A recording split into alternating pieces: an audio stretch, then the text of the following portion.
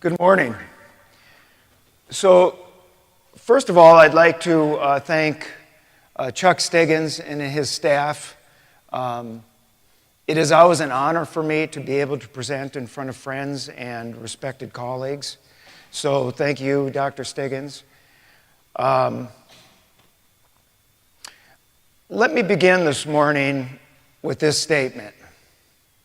In watching this profession grow up over the last 35 plus years, in a multi-billion-dollar, sports-dominated, win-at-all-costs culture, I think somewhere along the line, as strength coaches, we've lost perspective. Ladies and gentlemen, my job as a strength and conditioning specialist, above all else, is to protect my players from the risks of sport. Let me say that again. As a healthcare professional, my highest priority is to take all the necessary steps according to best practices in science to ensure the health and safety of those individuals who entrust their health to me.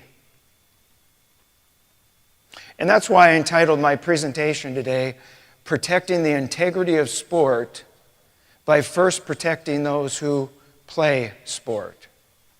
Now, when we talk about sport risk, the most catastrophic risk that can happen in sport is traumatic brain injury and spinal cord injury.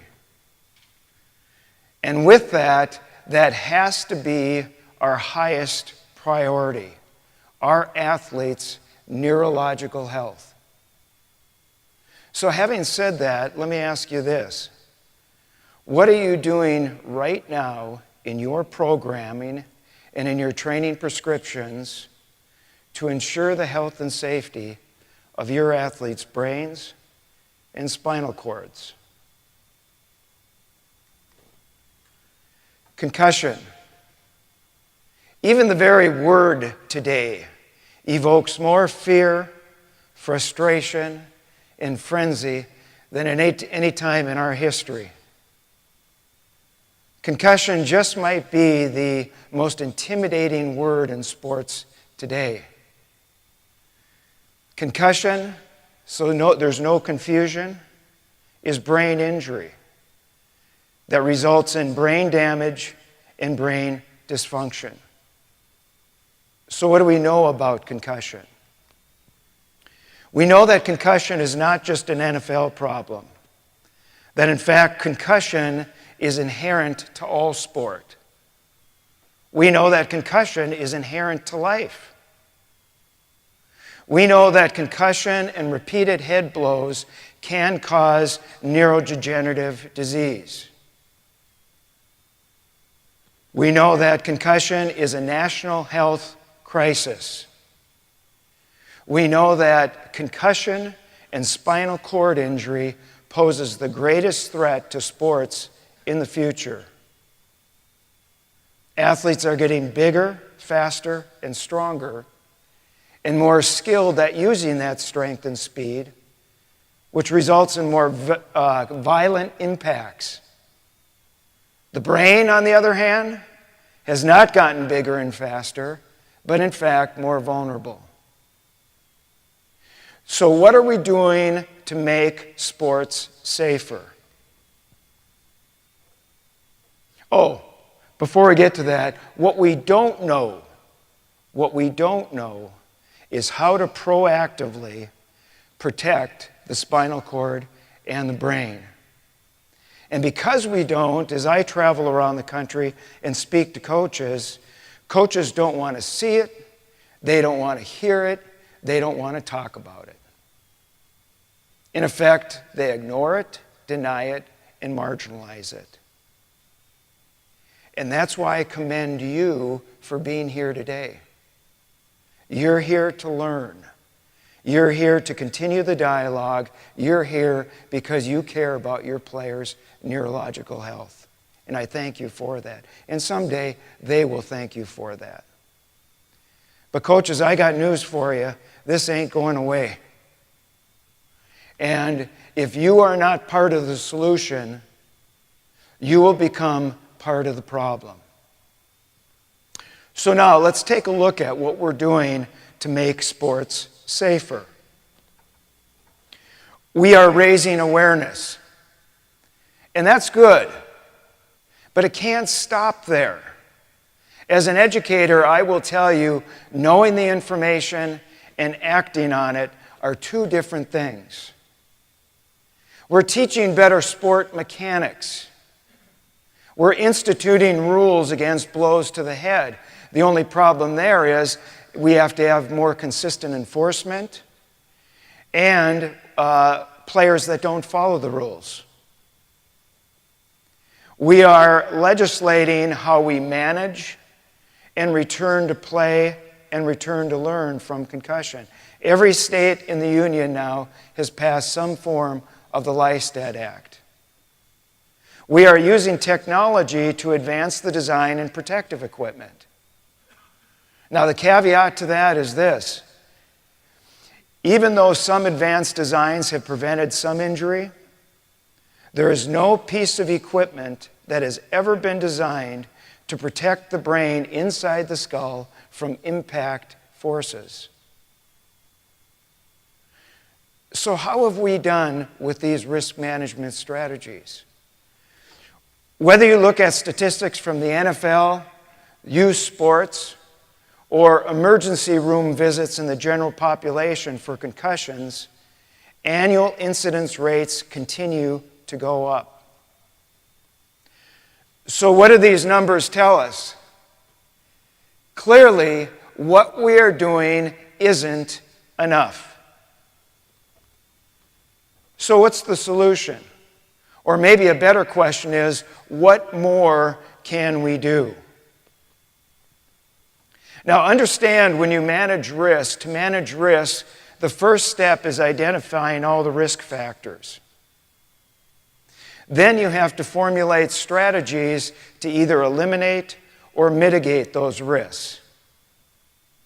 Understand that the most effective risk management strategy for spinal cord and brain injury is that they never happen at all. Prevention is the cure there. And understand that prevention is defined as preemptive steps prior to injury. So if you want to prevent injury, you first have to have an understanding of the mechanism of injury.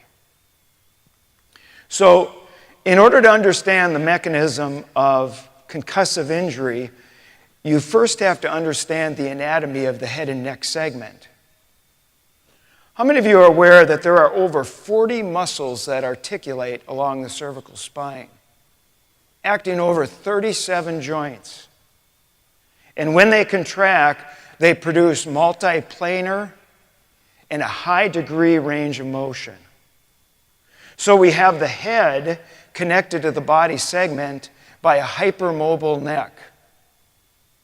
This makes the head the most vulnerable piece of anatomy on the human body, which therefore makes the brain floating inside the head the most vulnerable organ in the human body. Now, the mechanism of concussion initiates with an impact. And upon impact, there's a transference of kinetic force and energy to the body.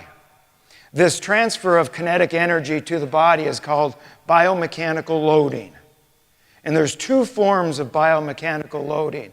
There is impact loading and there's impulse loading. Impact loading refers to the transfer of kinetic energy at the point of contact. And the most common source of impact loading in sport is player-to-player contact, player-to-ball contact, player-to-ground contact. Impulsive loading, on the other hand, is the transfer of energy away from the point of contact to a body segment. When the transfer of energy is to the head and neck segment, there is a whiplashing effect on the head where it rocks back and forth or twists or both.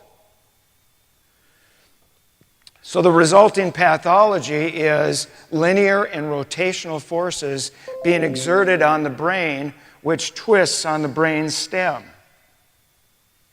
Now, because brain tissue's composition is similar to jello, brain cells are very vulnerable to these forces.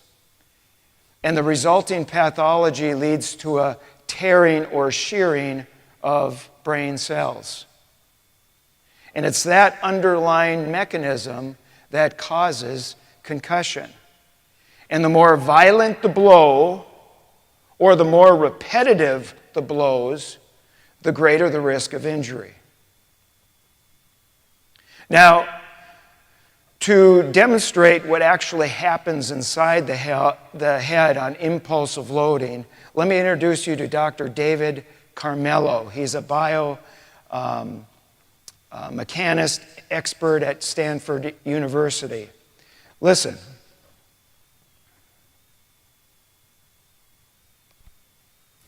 And so this is a simulation using the data from our mouth guard from the injury I just showed you. And what you see is the brain. This is a cross-section right in the front of the brain twisting and contorting, as I mentioned. So you can see this doesn't look a lot like the CDC video. Now, the colors that you're looking at are how much the brain tissue is being stretched. And so the red is 50%. That means the brain has been stretched to 50% its original length, the tissue in that particular area. And the main thing I want to draw your attention to is this red spot. So the red spot is very close to the center of the brain. Now, what's there at the bottom of this fissure? It's the wiring of your brain. And in fact, this red bundle here at the bottom of that fissure is the single largest fiber bundle that is the wiring that connects the right and left sides of your brain. It's called the corpus callosum. And we think that this might be one of the most common mechanisms of concussion, and that as the forces move down, they strike the corpus callosum, it causes a dissociation between your right and your left brain and could explain some of the symptoms of concussion. Now, there is some good news here, and I hope to give you a sense of hope by the end of this talk, that one of the things that we've noticed, specifically about this mechanism of injury, is although there's a rapid transmission of the forces down this fissure, it still takes a defined amount of time.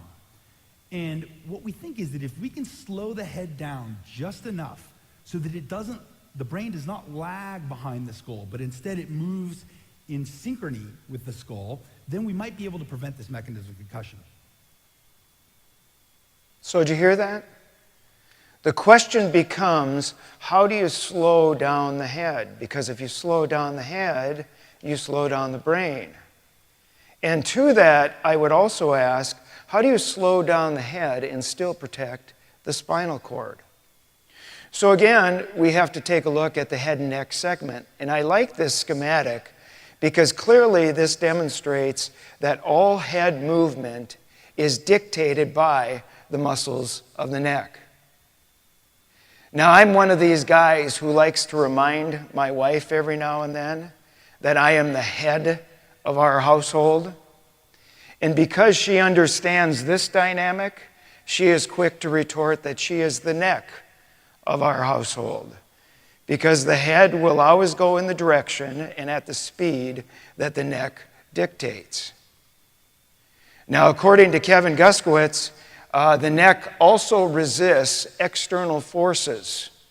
So what that means is, if you have a stronger neck, you will slow the acceleration of the head down. When you slow the acceleration of the head down on impact, you slow the brain down. When you slow the brain down, you reduce the mechanism of concussion. Now, we also know that in strengthening muscles, we also strengthen the cervical spine. We know that when you strengthen muscles, there's a systemic effect on other systems in the body. What does that mean?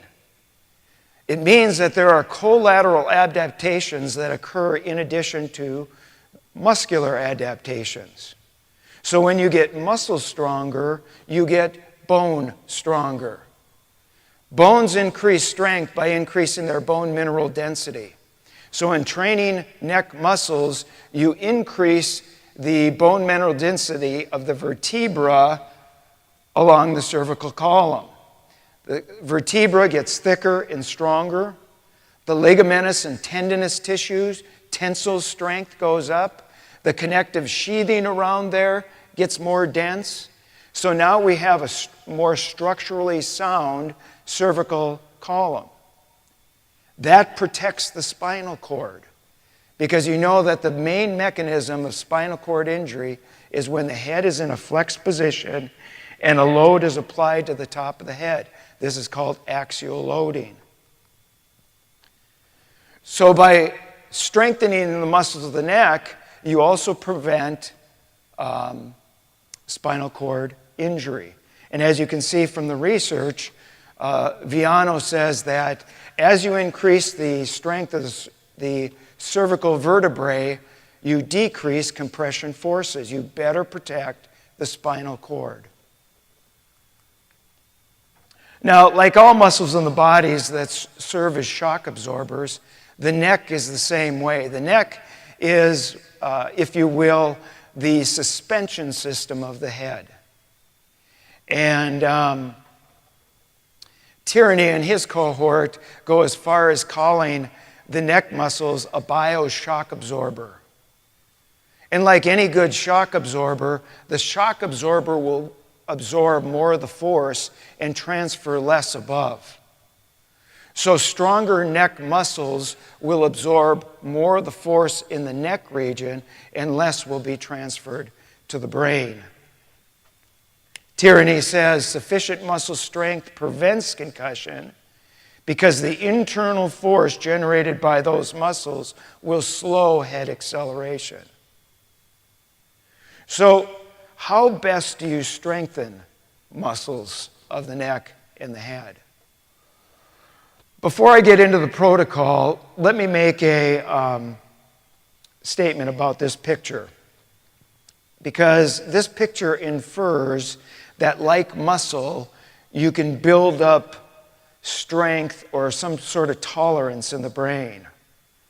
And that is absolutely false. The brain is what's called a postmitotic organ. And what that means is when you damage brain cells, they do not regenerate. They do not recreate. The damage is permanent. So this led Dr. Robert Cantu to say that the best protection of the brain is prevention. He went on to say that protection of the brain is critical. So, in taking a look at the protocol that protects the brain and the spinal cord, you have 6 exercises. 4 of the exercises isolate and train the cervical muscles of the neck. 2 of the exercises isolate and train the anterior and posterior capital muscles of the head. Now, I want to point something out about this protocol. This ain't hard to understand. These aren't complex exercises. Everybody in this room knows in order to strengthen muscle, you have to introduce progressive loads against the functional range of the muscle. And that's what we're doing here. These are simple, basic exercises. And if you do them properly, they are very productive. The only thing I'd advise in doing this protocol is you need to sequence them in the correct order. You need to alternate the neck exercises with the head exercises. And there's a reason for that. Let me explain. The movement that distinguishes the head muscles from the neck muscles is 35 degrees. 10 degrees of head flexion and 25 degrees of head extension. The head can move through those ranges without the help of the neck muscles. So to maximally develop the head muscles and the neck muscles, they must be developed separately. They must be trained as two distinct muscular units, the muscles that move the head and the muscles that move the neck. Now, the muscles, the head and neck muscles, work in concert with each other. But the thing is when the larger muscles of the neck are fresh, they will override the smaller, deeper muscles of the capital muscles. So we use a technique called pre-exhaustion, which is pre-fatiguing the larger strap muscles first so that we can better isolate the smaller, deeper capital muscles. And that's why you alternate neck, head, neck, head. So let's take a look at some of these simple exercises now, starting with neck extension. Set both upper controls to the end position for neck. Slide out the back pad for firm support in the seated position. The head pad should be centered on the back of your head. If it is too high or if it is touching your neck, raise or lower the seat accordingly. If needed, use the adjustable foot pegs.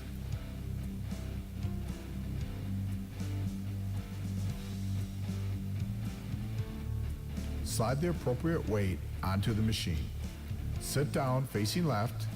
Sit in the middle of the seat fully upright. Hold on to the hand grips in front of you. Start by flexing your head down all the way so your chin is against your chest. With your back fully supported against the back pad, smoothly rotate your head backwards against the head pad to the fully extended position. Use a smooth, controlled motion.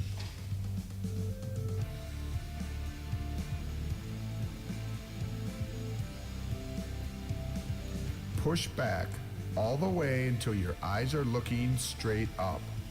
Pause and hold this position briefly. Then in a controlled motion, lower the head to the starting position. Be sure not to bounce or jerk. Keep the motion smooth, controlled, and fluid.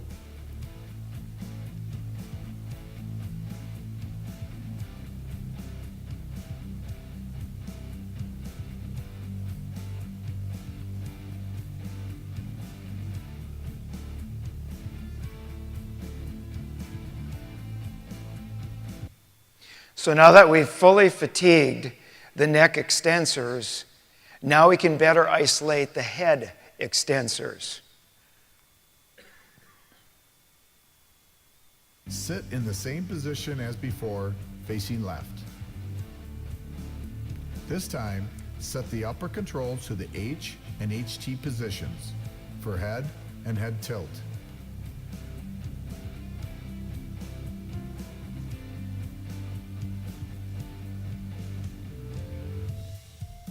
Instead of holding the hand grips out in front of you, reach down and grip two handles below your seat, pulling them upward.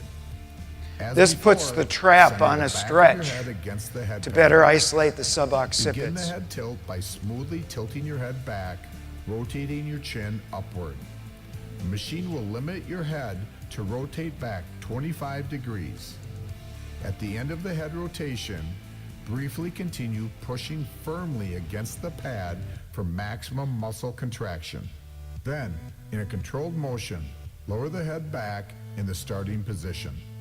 Again, be sure not to bounce or jerk. Keep the motion smooth and controlled.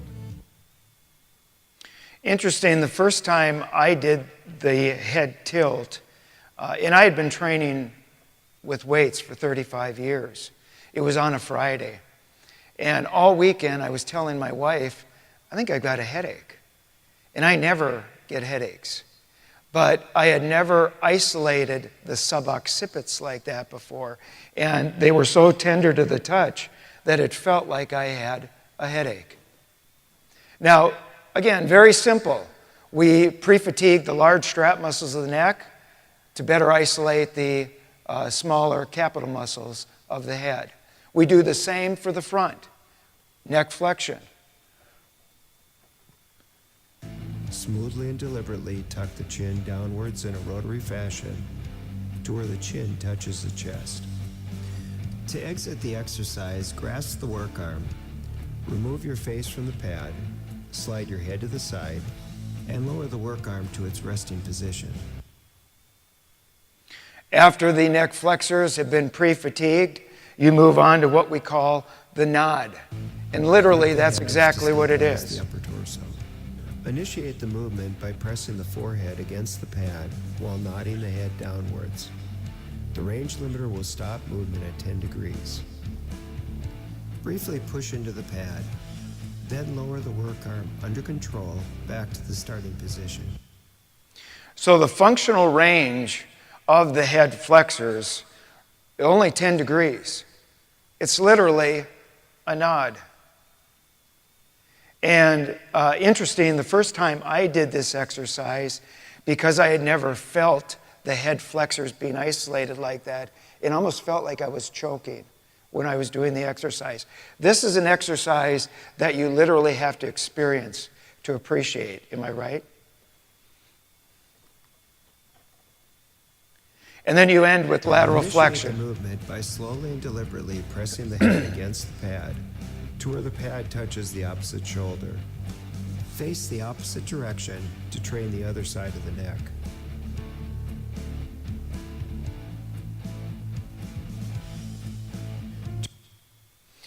So again, very basic exercises, putting resistance against the functional range of motion of the muscles that are involved. So if you do these 6 exercises, you will directly train all the muscles that are responsible for movement around the head and neck segment.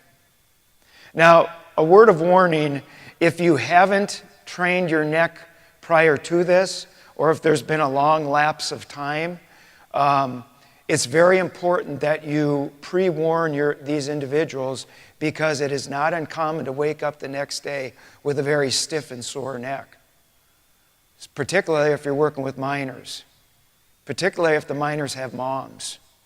Because the minor gets up from bed the next day, his head is, oh, you're not doing that again. No, coach said it's normal. I'm to expect that. We signed a free agent one time in Jacksonville, and I always pre-warned my players, but on this particular day, he was the one I forgot to. He calls me later that night on the cell phone, I think you broke my freaking neck. No, it's normal. It's normal. You, for some reason, get a lot of delayed onset muscle soreness with neck training. So make sure you pre-warn those individuals. So what does the science say in regard to neck strengthening and its effect on concussions? Well, I'll tell you what, there's not a lot out there. But there is a really good study that was done. It came out of Dawn Comstock and her cohort out of the University of Colorado School of Public Health. And using the high school injury surveillance system, what they did in the 2010-2011 academic year is they tracked 3,700 students over 51 high schools over 25 states. And what they did at the start of the season is they went in and researchers measured neck circumference. And they measured isometric flexion, extension, and lateral flexion strength. And they tracked these kids through the academic year. 6 sports were represented. And after they adjusted the research to sports and gender, the biggest predictor of concussion was neck strength. So much so, in the conclusion, she concluded that for every pound of increased neck strength, the kid experienced 5% less chance of concussion. Gentlemen, these are profound numbers. Unfortunately, this is one of the only studies right now. Why is that? Because as you know, concussion research lags 40 years behind other research. Now, there are some good prospective studies that are ongoing right now. But gentlemen, this may take 20 years for us to make that causal link. So what do we do in 20 years? Well, I would recommend you do what USA Soccer did, and that is err on the side of safety. Gentlemen, it's your brain we're talking about. It's your players' brains. Err on the side of caution. And if we don't have a lot of evidence, what is the legal community telling us? If you can't get evidence-based information, it better be consensus-based. So we got to take a look at what the experts are saying right now. So in Dawn Comstock's paper, she says that neck strengthening programs should be the primary prevention mechanism for concussions. Dr. Robert Cantu, probably our foremost expert in this country on concussions, says that strong necks reduce forces to the brain. Mickey Cullens at the University of Pittsburgh says strong necks allow the force of the blow to be taken down from the head to the neck and into the lower torso. Kevin Guskowitz, strong necks will reduce head acceleration and head kinematics after impact. Dr. Michael Stone, back in 1999, said that neck muscular strength complements and improves the body's natural defense mechanisms. Dr. Henry Elsner at Wake Forest University calls neck strengthening common sense. What are they telling us? So coaches will tell me a lot of time, well, hey, if this works, show me the numbers. Well, I'll show you some numbers. Now, this has nothing to do with concussions. This is actually the Ohio State-Michigan series over the last 17 years. I just wanted to see if you guys were awake this morning. But here are some numbers. I work with a high school, one of the largest high schools in Minneapolis, Minnetonka High School, for 5 years. And if you take a look at the total column, not too impressive. Did I just blow my presentation? Hang with me here. In 2011, I wasn't with them. They had 12 concussions. First year, I was with them. They had 14. Then we went up to 17. Then we had 17. Went down to 14. Then went up my last year with them to 17. Gentlemen, sometimes the numbers don't tell the whole story. You know as well as I do, in sport, there's a lot of moving parts. Researchers call these moving parts confounding variables. Confounding variables are hidden facts that have a profound impact on outcomes. What are some confounding variables? Well, let's take a look at the 2016 season. 5 out of 6 sophomores weren't even involved in our neck strengthening program. Might that affect your outcomes? We also know that once a kid has been concussed, he is twice as likely to reconcuss. So you bring in kids to your program with a concussion history, and might that affect your outcomes? 5 of 7 freshmen this year had previous concussions, as well as 1 sophomore, as well as both seniors. Might that affect your concussion numbers? In Alzheimer's research, researchers have found out that if you have the APOE4 gene in your genome profile, you are more likely to develop Alzheimer's disease. There is now ongoing research to look at genome profiles of kids that are more susceptible to concussion. So if you bring in kids that are more genetically predisposed to concussion, might that affect your concussion outcomes? And there are other confounding variables that are going to affect your concussion numbers. So what is my point?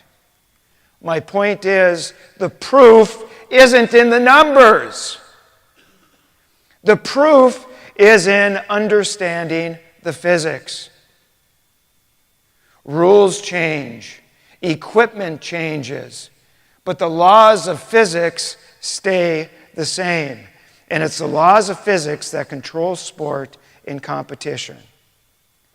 So what principles of physics affect the biomechanics of concussion?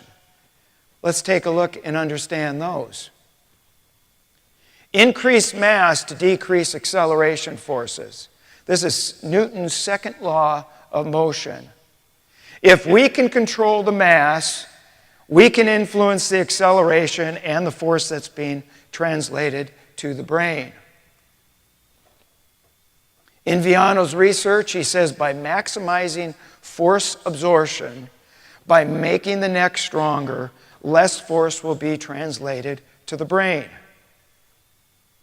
Now, gentlemen, the mathematical equivalent to your neck is a cylinder. And what physics says is if you increase the size of the cylinder, you become a better energy dissipator. So if we have two equal impact forces acting on two different size cylinders, it is going to affect the impulse going to the brain. Let me make this clear. Put yourself in the role of either of these two players. Take a look at the impact. How big do you want your neck to be? I don't know about you, but I would rather have that than that. Now, when you talk about neck size, females get real squeamish because they don't want to have a masculine neck. So you have to educate them that just like when they lift weights for their other muscles, they are not going to gain large attributable size muscles like males will. Otherwise, you will turn them off to neck strengthening.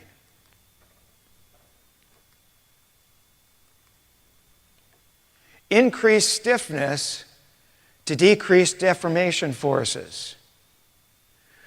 So let me show you a study here that was done in the NFL. And what they did is they took a look at 31 incidences of head-to-head contact or head-to-ground contact that resulted in concussion. And they reenacted these in a laboratory using crash test dummies. And the independent variable here was the hybrid 3 neck segment here. And they used different stiffnesses of the neck. And this is what they found out. They found out that stronger, i.e., stiffer necks reduce concussion risk to the fourth power. What does that mean? It means that as you increase strength, you increase stiffness. You see, in striated muscle, as the muscle gets stronger, it is linearly proportionate to your isometric strength. So if the neck is stronger and you brace, the neck is stiffer. When the neck is stiffer, it slows head movement down. And like we were saying, when you move head movement down, it reduces the mechanism of concussion.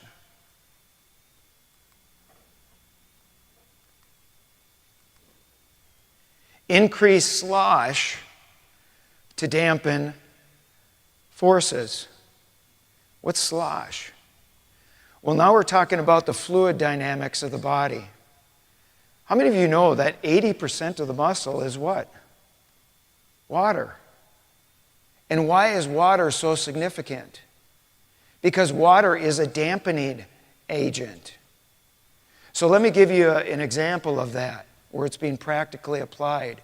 Out in California now, where the earthquakes are quite common, on new high-rises, they are installing slosh tanks. Because when the building experiences outside forces, those forces will be absorbed in the slosh tank because of the water before it gets to the infrastructure of the building. So that's like building slosh tanks by increasing strength and musculature around your neck, you're putting in slosh tanks around your cervical spine. So, understanding the science that we have right now and knowing the consensus of our experts and understanding the physics, no pun intended, coaches, but head and neck strengthening should be a no-brainer, right? But is it? Is head and neck strengthening a very popular thing when I walk in most weight rooms around the country? Coaches talking about this? Look at how many are here. I was at a conference on mental toughness yesterday. It was wall-to-wall coaches. Is this a no-brainer? I'm going to show you the culture that we have in our country today. Let me introduce you to Ben Utep. Ben was a Super Bowl tight end for Tony Dungy in Indianapolis. And they asked him the question, how important was neck strength training during your career? Listen to his words.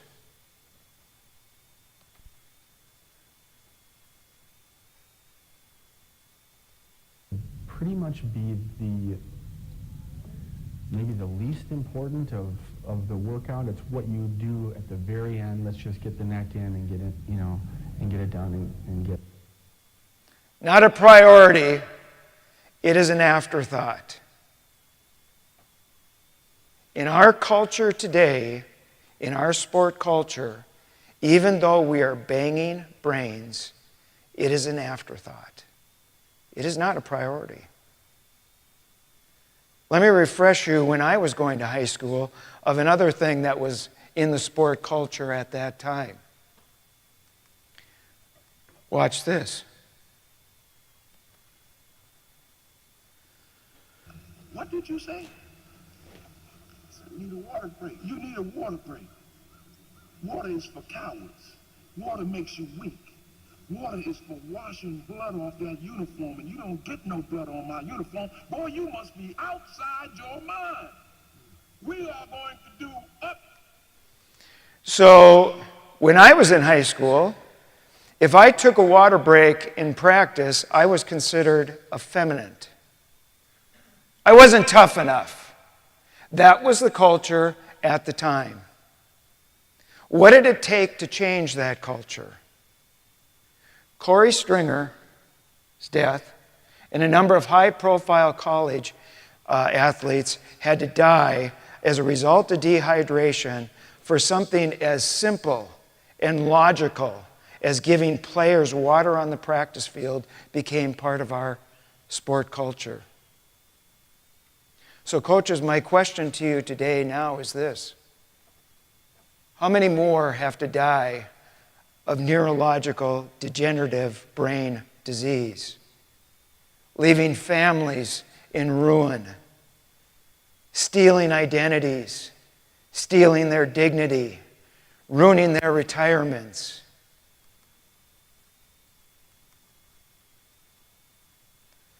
The least we can learn from these deaths is that moving forward, we have got to do a better job of protecting the brains of our future generations. We owe it to them.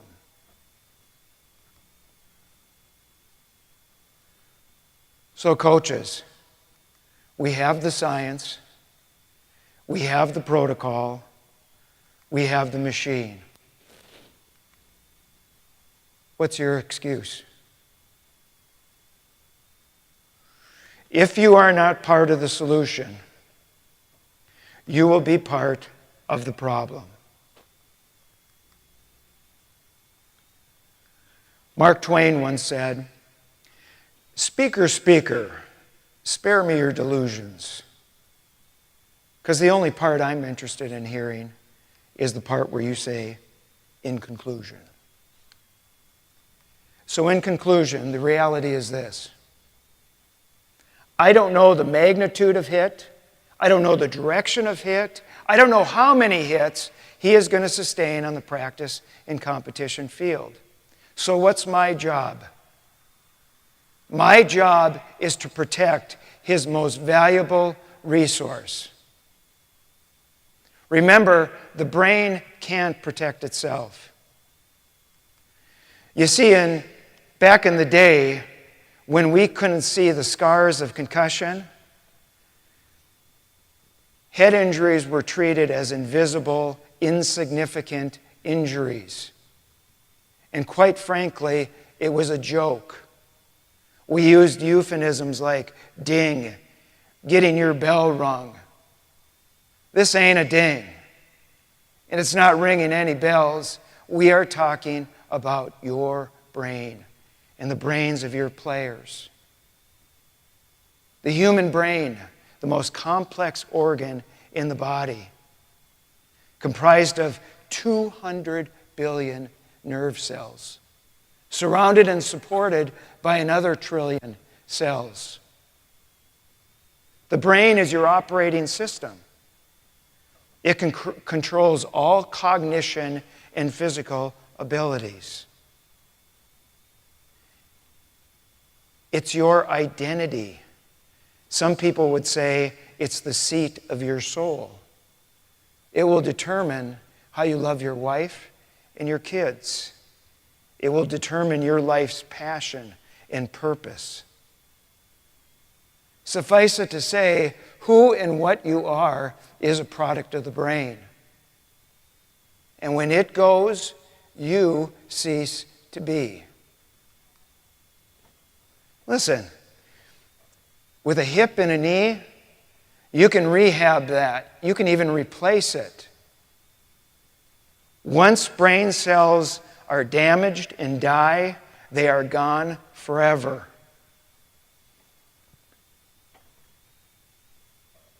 You are only born with a finite number of brain cells.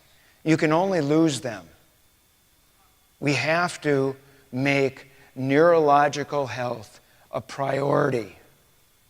Bones will mend, scars will heal, but you cannot reverse brain damage.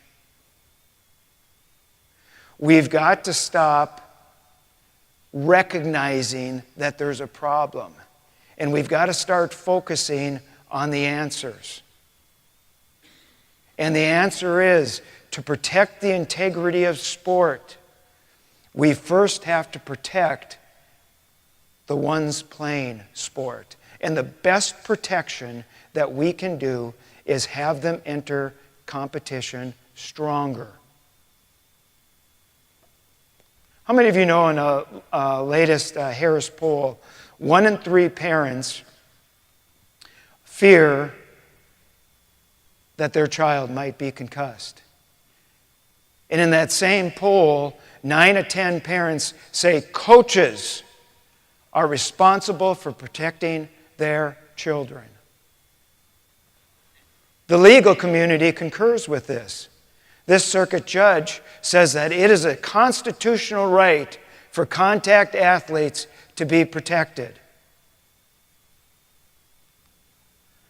We can't continue to live in the darkness of the past. There is light at the end of the tunnel. Coaches, we can make a difference in this crisis. But the information presented today can't stay in the confines of this room. Like Martin Luther King, I've got a dream. I believe that we can make sport safer.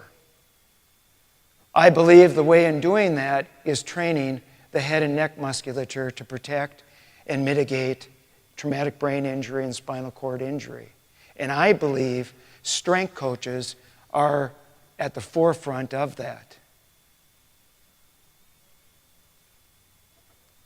Just like there's no safe cigarette smoking, there are no safe concussions. It's time to step up.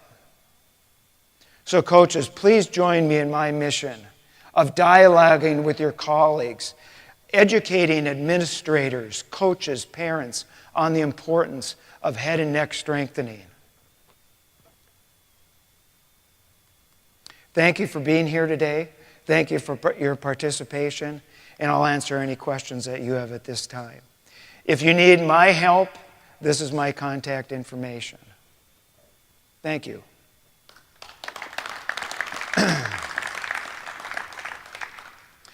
Am I running over?